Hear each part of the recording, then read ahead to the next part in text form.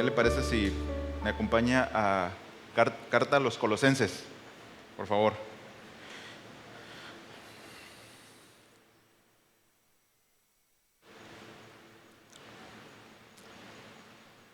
Hoy tenemos ya el tema o enseñanza número 13 de la serie y el título de la enseñanza de esta mañana todavía es Perdón y victoria completos en Cristo.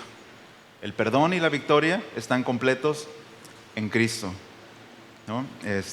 Y bueno, hemos estado hablando acerca de Colosenses capítulo 2 y el Señor, a través del apóstol Pablo, ha estado recordando y reconfortando a los hermanos en Colosas a que estén confiando en su gracia, ¿no? En el regalo de la salvación que Él ha otorgado. Hay un pastor que yo aprecio mucho y lo sigo bastante.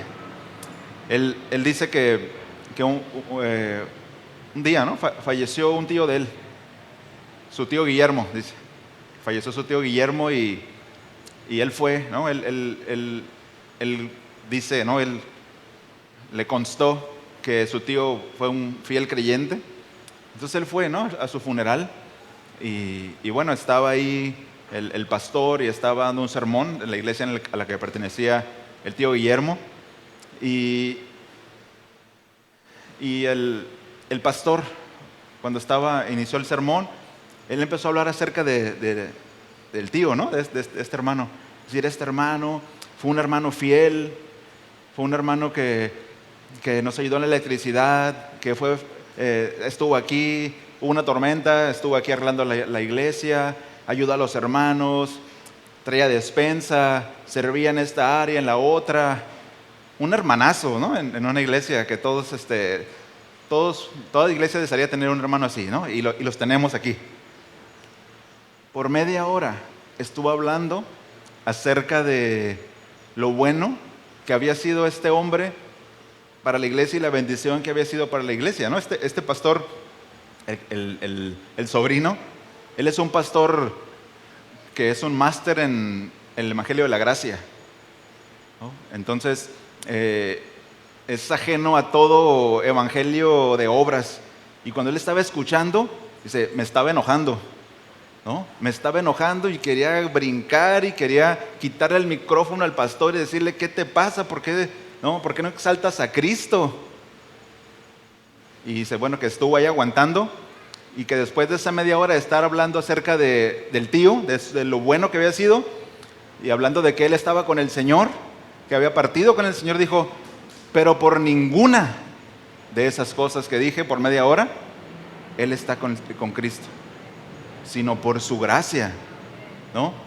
Porque somos salvos por gracia, por medio de la fe. Y la salvación, hermanos, está completa en las manos del Señor.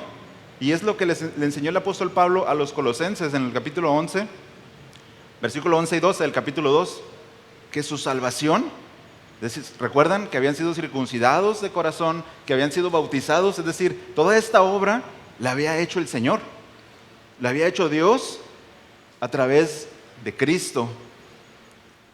¿Porque éramos buenísimos?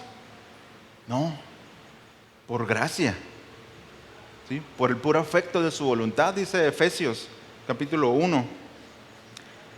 Y después de haberles dicho, ¿no?, todo esto a los colosenses, las últimas dos enseñanzas, que su salvación estaba completa en Dios por Cristo, que no requería ninguna clase de rito externo para completar, ¿no?, ninguna circuncisión externa, ningún bautismo.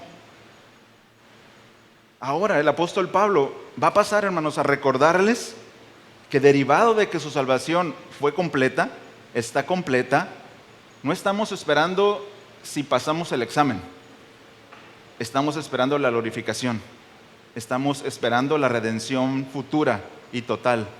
Eso estamos haciendo. Cada domingo, cada día estamos esperando. Es lo que se llama la parusia, el regreso del Señor, ¿sí? Entonces, el apóstol Pablo les va a decir, les va a recordar nuevamente que ellos habían recibido el perdón completo. Así como recibieron la salvación completa, recibieron el perdón completo. Y acompáñame al versículo 13 del capítulo 2, por favor. Colosenses 2:13.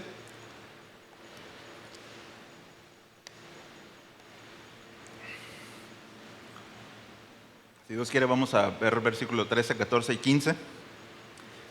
Dice así: y cuando estabais muertos en vuestros delitos, dice, y en la incircuncisión de vuestra carne, os dio vida juntamente con Él, habiéndonos perdonado todos los delitos, habiendo cancelado el documento de deuda que consistía en decretos contra nosotros y que nos era adverso, y lo ha quitado de en medio, clavándolo en la cruz. Y habiendo despojado a los poderes y autoridades, hizo de ellos un espectáculo público, triunfando sobre ellos por medio de Él. ¿Me acompaña a orar? Amado Señor, nos presentamos a ti esta tarde, reconociendo nuestra debilidad, reconociendo nuestra necesidad de recibir tu consejo, nuestra necesidad de ti, de tu palabra, de frescura en nuestras vidas.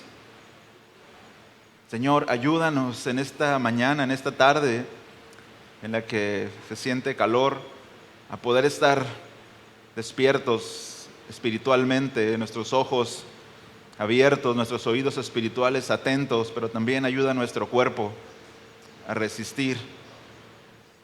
Gracias por la misericordia que tuviste con nosotros para que nos levantáramos esta mañana y poder estar aquí, Señor, para abrir tu libro y escuchar lo que tú tienes para nosotros. Gracias, amado Jesús. Amén. Amén. Y bueno, vámonos de lleno al versículo 13, por favor. Vamos a ir analizando parte por parte.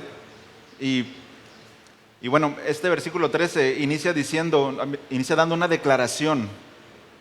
Es como el Señor, ¿no?, al apóstol Pablo, ¿no?, diciéndole, sí, ustedes recibieron toda esta gracia, pero no porque había una nobleza en ustedes, no porque eran personas especiales. De hecho, a ver, tráeme el expediente, ¿no? Cuando vamos al doctor y saca el expediente y ya lo ve y, ¿no? Estás bien mal, ¿no? Bueno, el apóstol Pablo trae el expediente de los creyentes y les dice, y cuando estabais muertos, eso sí es súper mal, ¿no? Y cuando estabais muertos en vuestros delitos, quizás en su Biblia dice en pecados también, es un sinónimo. Dice, y en la circuncisión de vuestra carne. Al igual que toda la humanidad, hermanos, los colosenses estaban muertos en pecados. No era una clase especial de gentiles. Como toda la humanidad y aún como los judíos, aunque hacían ritos para, o en un futuro, recibir, ¿no?, la gracia de Dios, estaban muertos. Efesios 2.1 habla en este mismo sentido. Dice, y Él, Cristo, os dio vida a vosotros, que estabais muertos en vuestros delitos y pecados. Es decir, los creyentes, hermanos, vivíamos en otro tiempo en una esfera de muerte espiritual. Aunque podíamos hacer buenas obras de repente. Es decir, hay bondad en el hombre.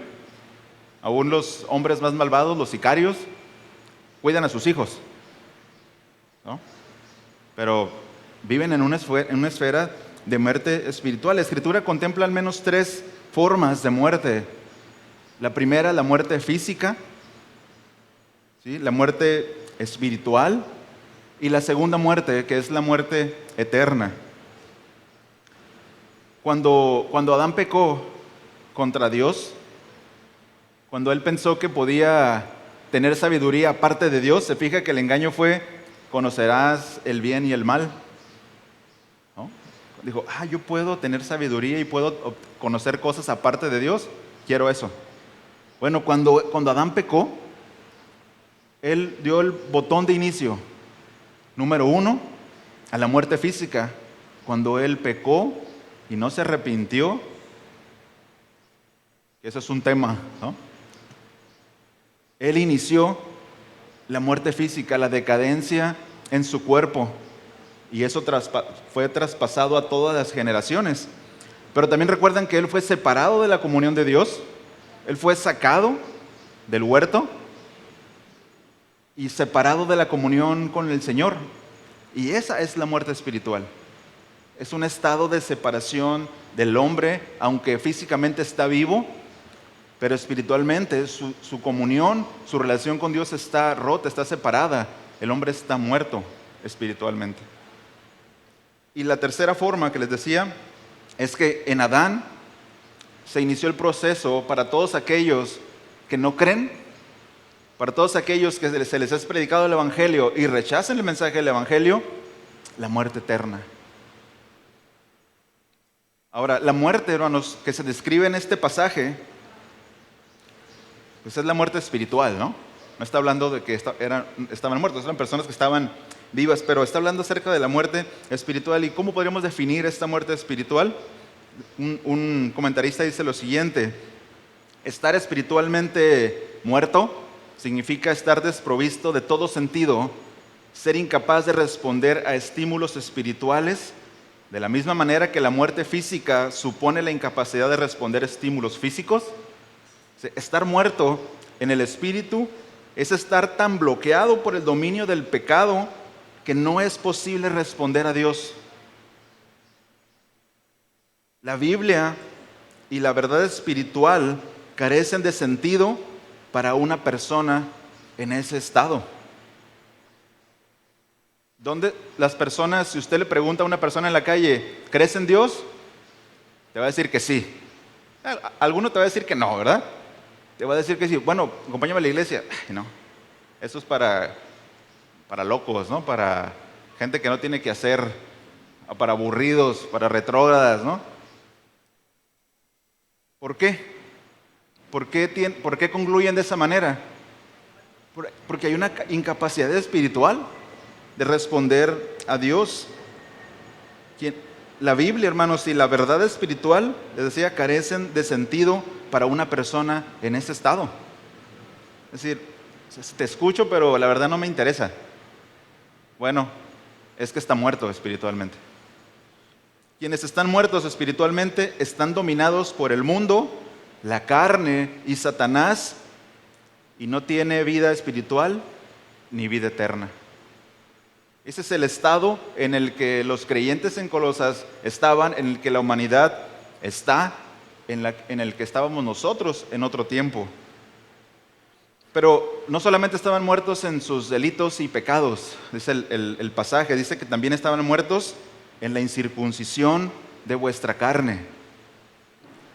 Y acompáñame a Efesios 2, por favor. Efesios 2, 11 y 12. Efesios 2, 11 y 12. Aquí el apóstol Pablo va a describir perfectamente esta incircuncisión, ¿no? Esta muerte en la incircuncisión de la carne. Dice Efesios 11, dice, recordad pues que en otro tiempo vosotros los gentiles en la carne, es decir, esa incircuncisión de la carne se refiere a los gentiles, ¿ok?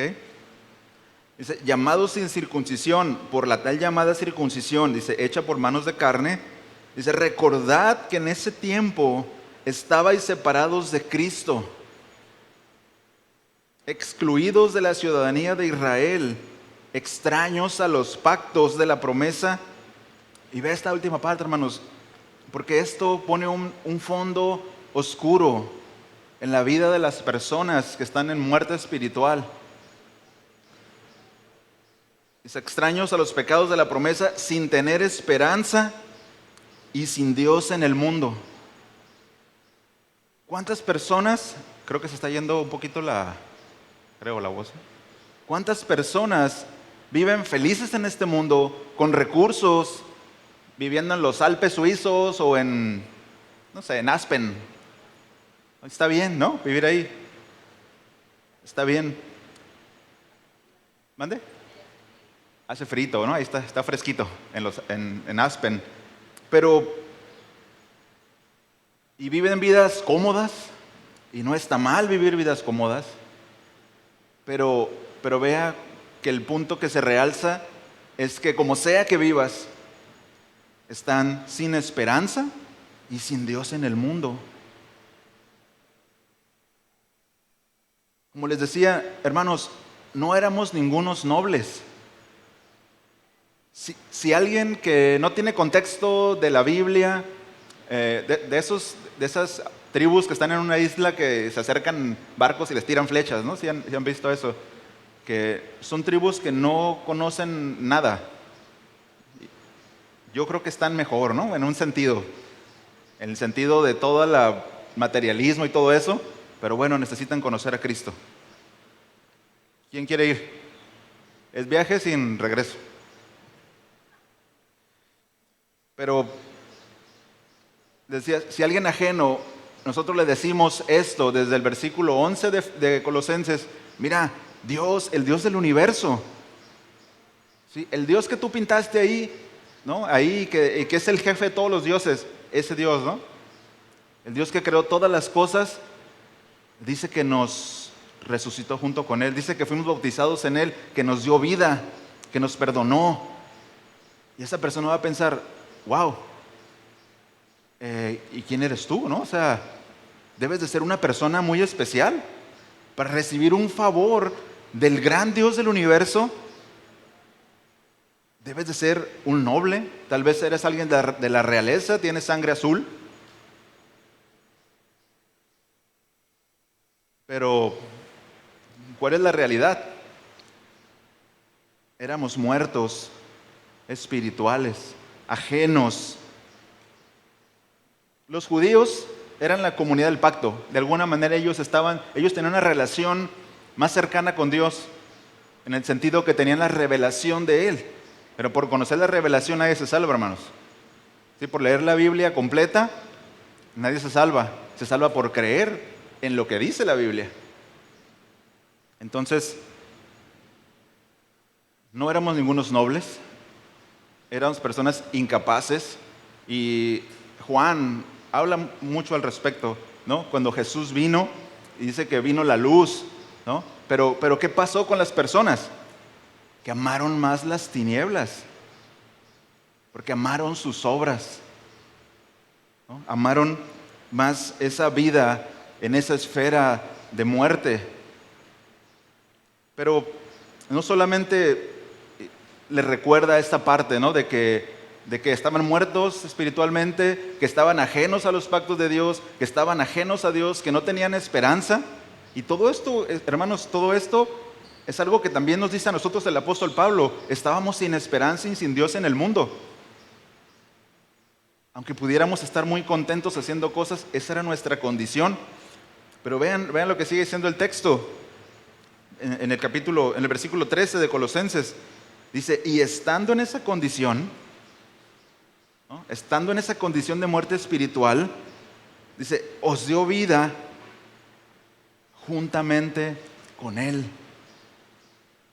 Nuevamente esa palabra nos covivificó. Fuimos co-sepultados con Él, fuimos co-levantados con Él, ¿sí? Fuimos resucitados con Él. Dice que Él nos dio vida juntamente con Él. Efesios 2, 4 y 5. Dice así, dice, pero Dios, que es rico en misericordia, por causa, vean, que no es a causa de la nobleza de alguien o de las virtudes de una persona. No. Pero Dios, que es rico en misericordia, por causa del gran amor con que nos amó, a causa de su amor, dice, aun cuando estábamos muertos en nuestros delitos, nos dio vida juntamente con Cristo. Nos dio vida juntamente con Cristo. Por gracia habéis sido salvados.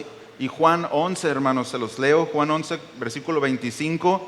Jesús les dijo a los discípulos, a quienes estaban junto con Él, dice, yo soy la resurrección y la vida.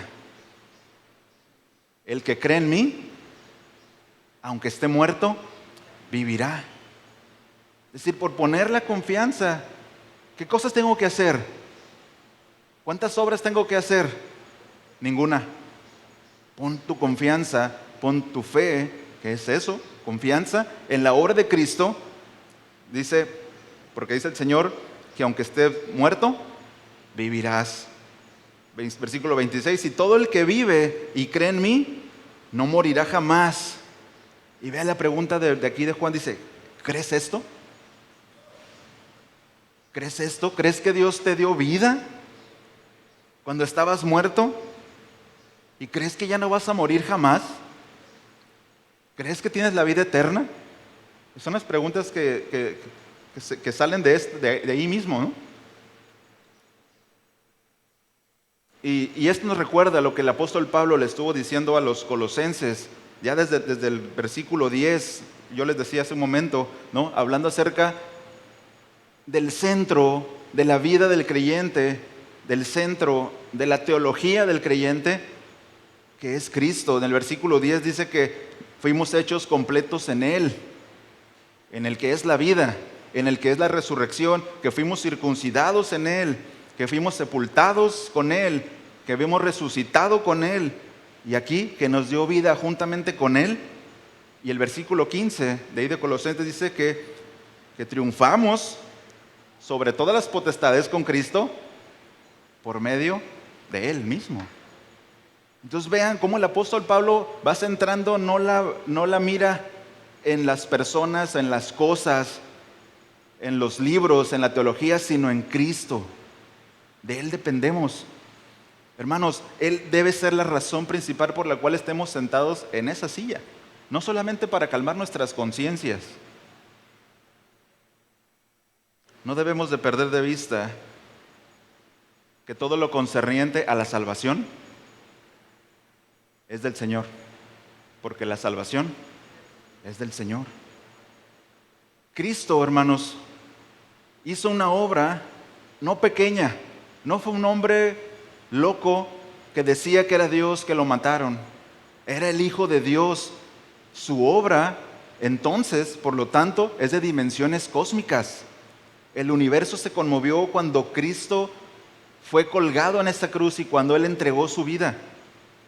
Y a causa de esa obra cósmica es que podemos estar aquí. Por lo tanto, Él debe ser el centro de nuestras vidas, la razón de nuestra devoción. ¿Cuál es nuestro deber? ¿Cuál es nuestra posición respecto a tal obra, a tal magnitud? Arrepentirnos y creer. Nada más eso, pastor. Solamente arrepiéntete y cree en el Evangelio. En Hechos 17:30 dice que Dios manda a todo hombre en todo lugar que se arrepienta. ¿Por qué? Porque Él es Dios en la tierra, Él es Dios en el universo, y Cristo hizo posible potencialmente la salvación de todos los hombres.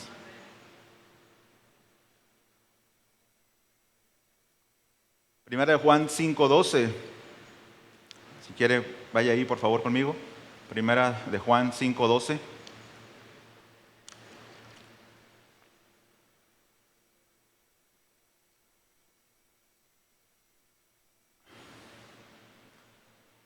Dice así: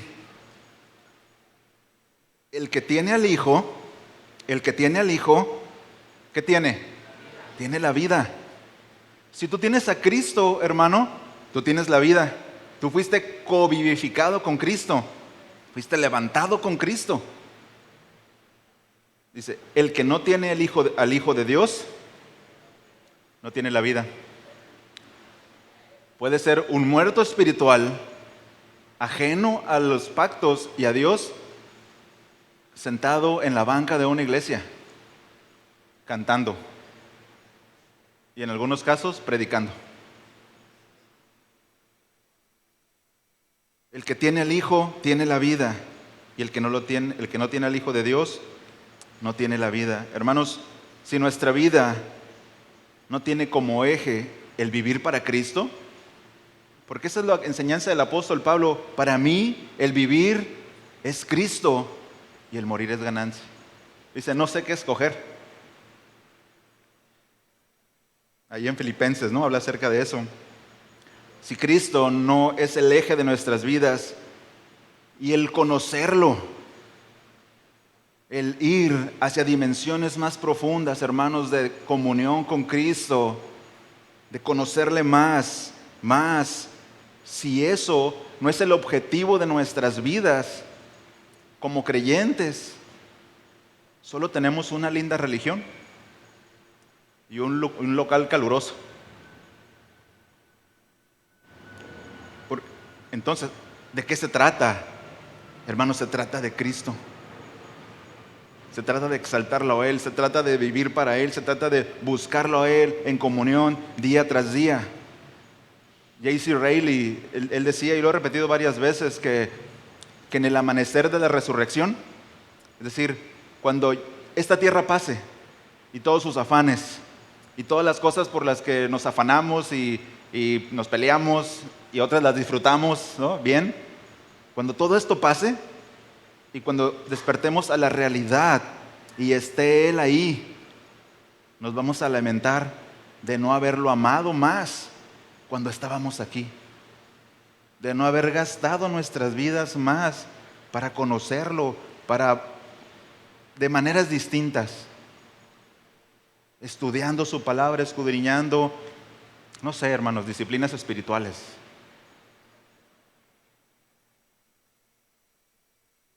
Juan 17:3 dice, y esta es la vida eterna, que te conozcan a ti, el único Dios verdadero, y a Jesucristo, a quien has enviado. Esa es la vida eterna. Esa es la vida que es comunicada al creyente. Hermanos, el cristianismo se trata de vivir la vida de Cristo y cada vez recibir el alimento, ¿no? Que en los evangelios, Él dijo que Él era el pan de vida, ¿no? Y Él dijo también que Él era agua viva. Que el que tomara de esa agua nunca iba a tener sed, y el que comiera de ese pan nunca iba a tener hambre, ¿no? Bueno, Él es la vida. En ese sentido metafórico, Él sostiene con ese alimento y con esa agua viva la vida del creyente, pero del que lo tiene como centro, ¿sí? Del que su vida está aplicada en buscarlo. En la mañana, hace ratito, platicaba con Eligio, ¿no? Y él me mostraba un pasaje de una porción que está estudiando. Y decía ahí el comentarista que Jesús reprendió a aquellas personas que lo seguían porque nada más buscaban que los alimentara. Realmente no querían tener comunión con Cristo, realmente no querían ser sus discípulos, no querían seguirlo, no querían pagar el costo de ser discípulo de Cristo. Nada más lo seguían porque los alimentaba. Vean, muchas personas van a las iglesias y dicen seguir a Cristo y buscan a Dios solo para sacar cosas a Dios, solo para obtener cosas a Dios, solo para que arregle mi vida, para que arregle mi matrimonio, para que me vaya bien en el trabajo, para que sea prosperado. Y Jesús les dijo, ustedes me siguen nada más para llenar sus vientres. Eso es lo que les dijo. Y actuar de esa forma es una forma hipócrita de actuar. Querer sacarle algo a Dios sin interesarme una relación cercana con Él.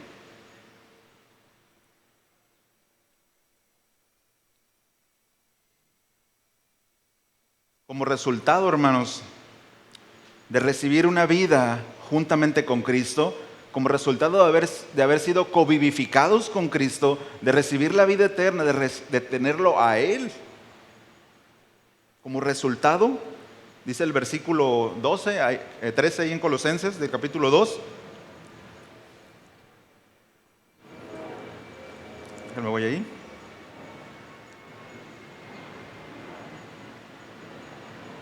Vaya conmigo ahí, por favor. Colosenses 2.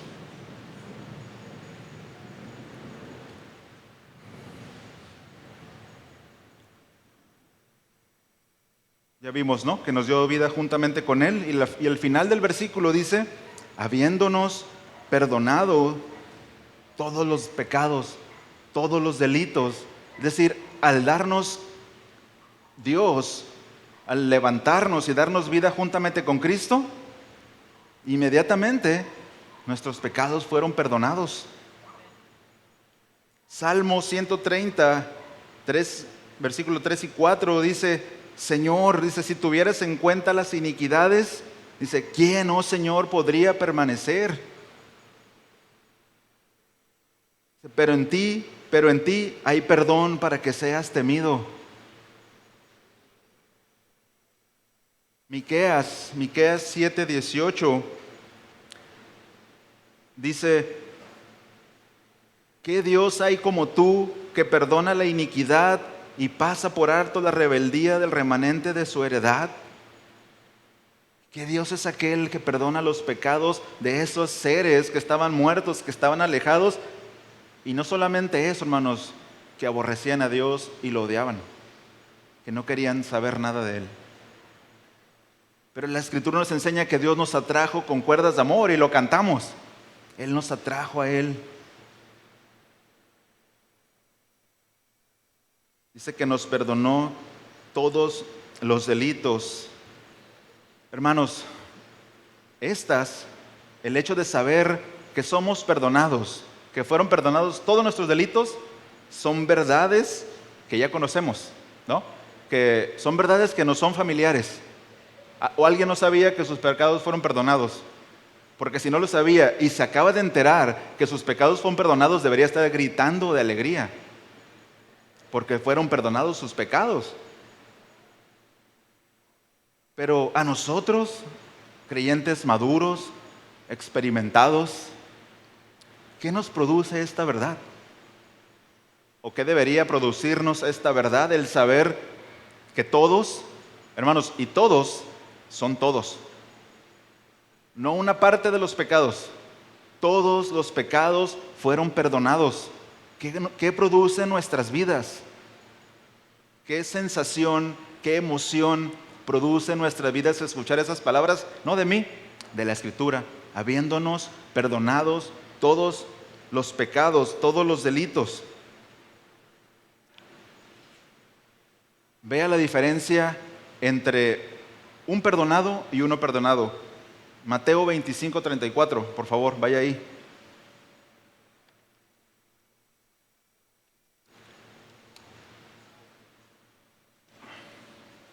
Mateo 25:34. Aquí están todos aquellos que fueron perdonados. Dice, entonces el rey dirá a los de su derecha, venid benditos de mi Padre, heredad del reino preparado para vosotros desde la fundación del mundo. Todos aquellos que fueron covivificados con Cristo, nosotros hermanos que fuimos covivificados con Cristo, se han perdonado todos nuestros pecados. Nosotros no es porque yo me arrepentí que fueron perdonados, es porque Dios hizo una obra para que fuera hecho eso. Nosotros solamente ponemos la confianza en esa obra, hermanos. Nuestra fe no es poderosa. Lo que es poderoso para perdonar y para quitar el pecado fue el sacrificio de Cristo. Nosotros confiamos en ese sacrificio. Nos aventamos de cabeza si es necesario.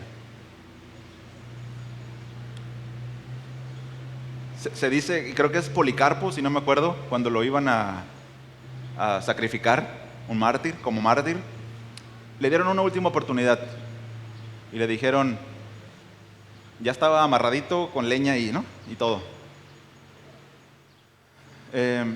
Si niegas a Cristo, tienes chance de que te soltemos, ¿no? Quedes en libertad. Y Policarpo dice la historia que él les dijo, ¿no? He recibido tanto bien de Él. He recibido tantas cosas buenas. No he recibido ningún mal de Cristo. Me perdonó, me dio vida. ¿Cómo podría yo negarlo en este momento? Es más, dámela, yo lo voy a aprender. No, yo mismo lo voy a aprender. una vida centrada en Cristo, hermanos, donde Él es el que reina y Él es el motor de todas las cosas que yo hago. Por el contrario, ahí está en Mateo 25 todavía. Vaya al versículo 41. Versículo 41 dice: entonces dirá también a los de su izquierda: apartados de mí, malditos, al fuego eterno que ha sido preparado para el diablo y sus ángeles. Esta gran salvación de pertenecer a los de la derecha, hermanos, a los que van a disfrutar de Cristo por la eternidad, vean, fue dada por gracia. Qué gran delito es rechazar eso. Qué gran crimen es rechazar la gracia de Dios y cambiarla por cosas externas, por ritos.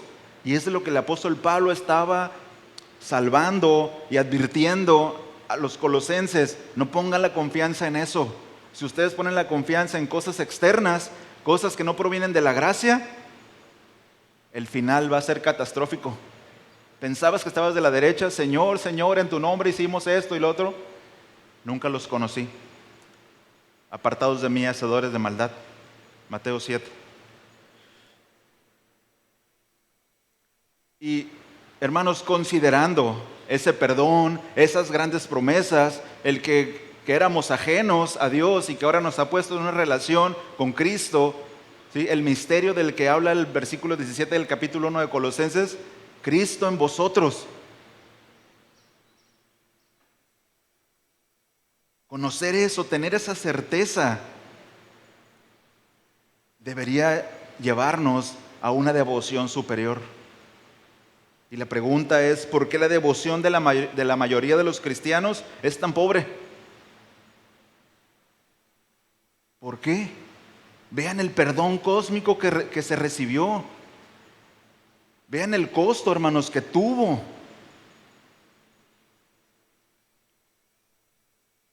No son formas, ¿ok? No son formas. Es que si la iglesia danza, si la iglesia brinca y grita, sí hay devoción por Cristo. Isaías 29:13. Isaías dice, ¿no? Hablando el Señor a través del profeta, dijo entonces el Señor, por cuanto este pueblo se me acerca con sus palabras y me honra con sus labios, pero aleja de mí su corazón, y su veneración hacia mí es solo una tradición aprendida de memoria. No son formas, hermanos. ¿Ok? No quiero que nadie se sienta mal, porque alguien puede estar incluso sentado, incluso parado, como sea, pero con una actitud de devoción a Cristo profunda. ¿Los que lloran son los verdaderos adoradores? No. ¿Cuál es el énfasis? Su corazón está alejado de los verdaderos adoradores, su corazón está cercano y enfocado, y cada vez que veo que ahí en la pantalla dice que honramos a Cristo y que Él es el Rey y que Él es el que hizo, yo sí lo declaro con mi corazón, que es así. Pero la realidad es que la devoción de los cristianos en general es pobre. Yo creo que no han considerado bien la dimensión del perdón de sus pecados. El domingo pasado, yo estaba sentado allá atrás, ¿no? En la esquina. Y había un partido de fútbol acá. No sé si se acuerdan. Había un partido de fútbol. Yo creo que era como una final o semifinal, ¿no? Pero cada que, no lo estaba viendo, pero me lo estaba imaginando, cada que se acercaban a la portería para meter un gol, o cada vez que metían un gol, hasta acá se oían los gritos, hermanos. Se oía una euforia de la gente, porque un niño, una criaturita, iba a meter un gol, y a lo mejor iban a ganar el torneocito Bimbo. Hermanos, pero cuando se trata de presentar, alabar, glorificar a la persona más importante en el universo, a veces lo hacemos con las manos en la bolsa, con una actitud indiferente, o preocupándonos por otras cosas que no son tan importantes en ese momento, ¿Qué importa si no se oye bien? Me enfoco en adorar porque es el momento de hacerlo. ¿Me explico? Los recipientes del perdón cósmico están preocupados por otras cosas muchas veces. Y solamente una respuesta que yo puedo encontrar de esto es que verdaderamente Dios es grande en misericordia, hermanos. Y paciente. ¿Ok? Efesios 4:32, por favor, acompáñeme ahí, Efesios 4:32. Estamos en el perdón todavía.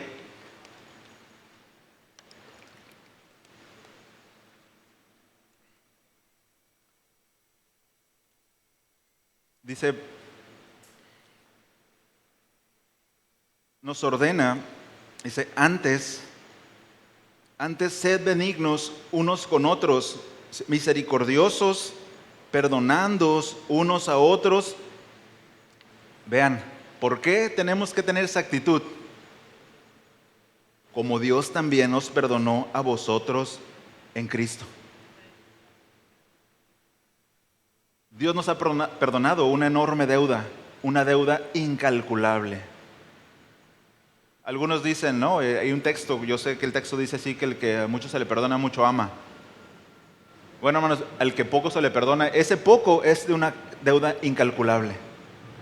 Jamás podrías pagarla ni con 1,000 millones de vidas que des. Éramos incapaces de pagar. ¿Cómo podemos hacer nosotros? ¿Cómo podríamos hacer menos el perdón hacia otras personas con deudas ínfimamente más pequeñas? ¿Cómo podríamos minimizar nosotros? ¿Recuerdan la parábola de aquel hombre que se le perdonó una deuda incalculable? ¿Recuerdan?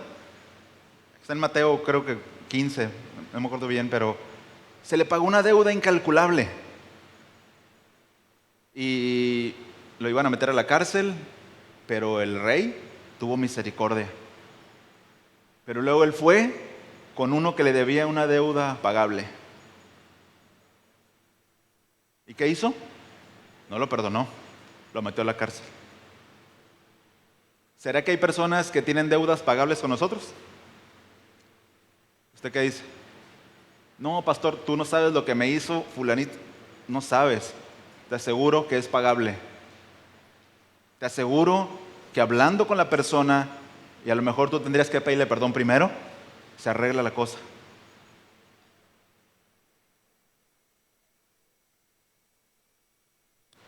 Los colosenses debían estar confiados de que la obra no estaba inconclusa,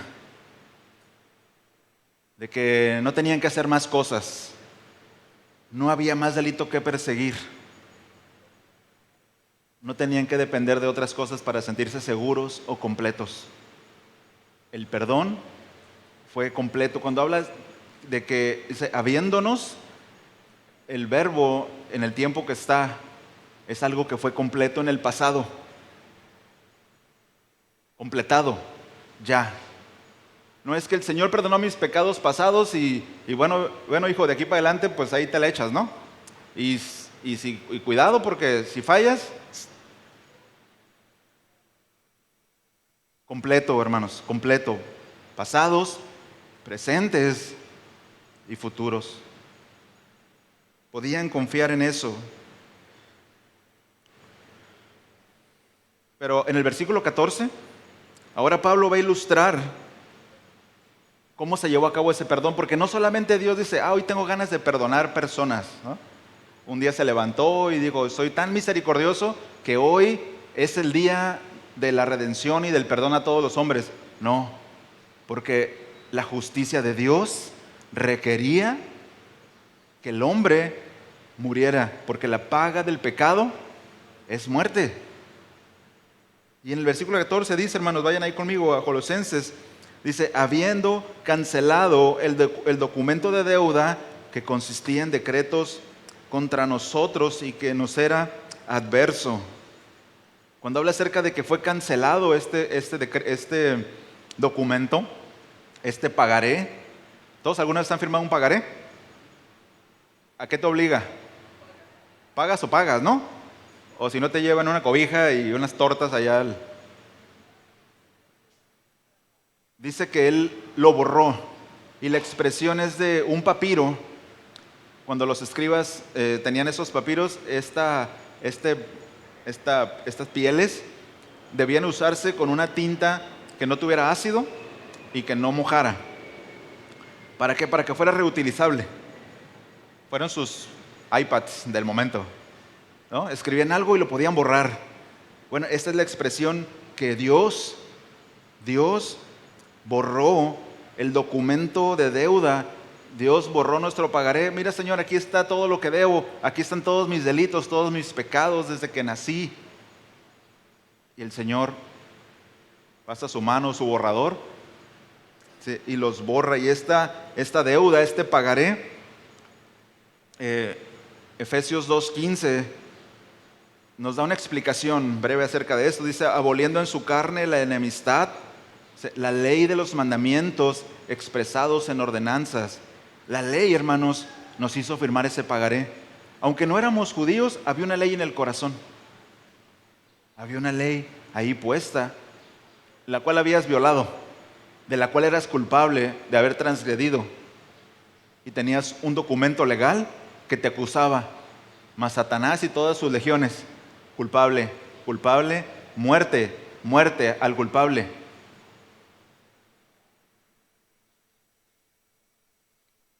Dice que este documento nos era adverso, ¿sí? A causa de este documento, nosotros nos encontrábamos en enemistad con Dios y solo lo que restaba era poner nuestra vida para pagarlo. Pero dice que Él lo ha quitado. Y esta expresión, hermanos, lo ha quitado, es una expresión de algo que se llevó a cabo en el pasado y que fue completo. Es decir, todos aquellos aquellos quien Dios perdonó sus pecados y borró ese documento en el que estaban asentadas sus deudas, ¿sí? Quitó esa culpabilidad en el pasado, ya no va a regresar. Ya no vas a ser culpable nuevamente. No digo que vivamos vidas perfectas, nos equivocamos, abogado tenemos para con el Padre, ¿verdad? Y caminamos y vamos tratando de vivir en santificación y Dios nos va ayudando y Dios nos va empujando. Dios nos da el querer como el hacer. Él produce en nosotros el querer como el hacer. Pero ya no hay culpabilidad para el creyente, hermanos. Absolutamente, fue quitada, dice el verso. ¿De qué manera? Dice que lo ha quitado del medio, fue borrada, fue quitada, clavándolo en la cruz. Primera de Pedro 2:24 dice, y Él mismo, es decir, Cristo, Él mismo llevó nuestros pecados en su cuerpo sobre la cruz, a fin de que muramos al pecado. Si reconocemos que nuestra deuda fue clavada en esa cruz, que fue borrado nuestras transgresiones, debemos de morir al pecado. Dice, y vivamos a la justicia, dice, porque por sus heridas fuisteis sanados. Eso es un tema en sí mismo, ¿sí? Es un tema profundo y bueno, no es el tema de la enseñanza, pero hermanos, el perdón de nuestros pecados, el poder asirnos de ese perdón y de poder estar libres de esa condena, costó el sacrificio de un cordero inocente. Isaías 53, versículo 10 y 11, dice, con todo eso, Jehová quiso quebrantarlo, sujetándole a padecimiento. Cuando haya puesto su vida en expiación por el pecado, verá linaje, vivirá por largos días y la voluntad de Jehová será en su mano prosperada. verá el fruto de la aflicción de su alma. Dios vio el fruto de la aflicción del alma de Cristo y quedará satisfecho. El justo pagó por los injustos, les dio perdón, borró su condena, quitó la culpa. Dice, por su conocimiento justificará a mi siervo justo a muchos, y llevará las iniquidades de ellos. Hermanos, ¿necesitamos otra motivación para vivir la vida cristiana? ¿Necesitamos otra motivación para entregar nuestras vidas a Cristo? Él murió por nosotros. Él no solamente hizo un sacrificio como el que hacen las mamás, y que es loable, el sacrificio de las mamás por sus hijos. Y hay muchas historias, y usted puede ser una historia de esas. De entregar su vida para que sus hijos salgan adelante es algo muy loable. Pero lo que hizo Dios en Cristo es de proporciones magníficas, hermanos. No necesitamos otra motivación. No necesitamos tener aire acondicionado para venir a la iglesia. No necesitamos tener carro ni comodidades. Solo necesitamos saber que Cristo murió por nosotros, que nuestros pecados fueron perdonados, que fueron puestos en esa cruz, y que ya no somos culpables, y que estamos esperando su regreso para estar con Él. Y no solamente eso, versículo 15 de Colosenses, dice que habiendo despojado a los poderes y autoridades, dice, hizo de ellos un espectáculo público, triunfando sobre ellos por medio de Él. Cuando dice despojando, prácticamente está diciendo, el sentido que tiene la palabra es que está desnudando a esos principados, a estas potestades, a estos ángeles caídos, ¿sí? Los que nos acusaban de que éramos culpables, y en la victoria de Cristo en la cruz, el Señor dice que los exhibió públicamente, triunfando sobre ellos en la cruz. Y el lenguaje, hermanos, que se utiliza aquí es el de un general romano que acaba de ganar una batalla y hace desfilar por las calles de Roma al ejército derrotado, ¿sí? Quienes desfilan por ahí son los derrotados, ¿sí? Los que ya perdieron, ¿no? Los que ya no tienen forma de asir otra batalla. Fueron quitadas sus armas, ya no tienen forma de acusar. Aunque, bueno, Efesios 6 dice que hay una lucha espiritual, pero, hermanos, somos vencedores en Cristo. Amén. Y bueno, ya yéndonos hacia el final,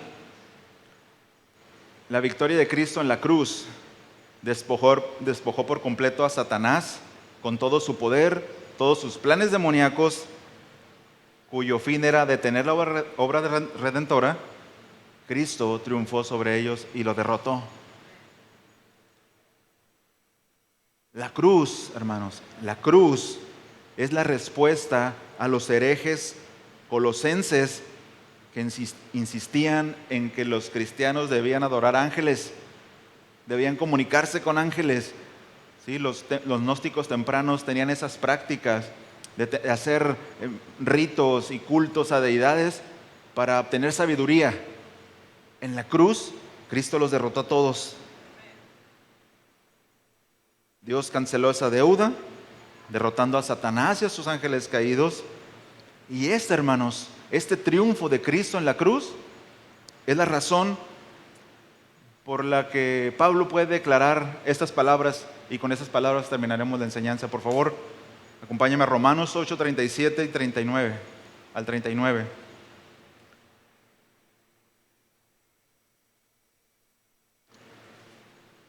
Romanos 8, 37 al 39. Dice así: pero en todas estas cosas somos más que vencedores por medio de aquel que nos amó.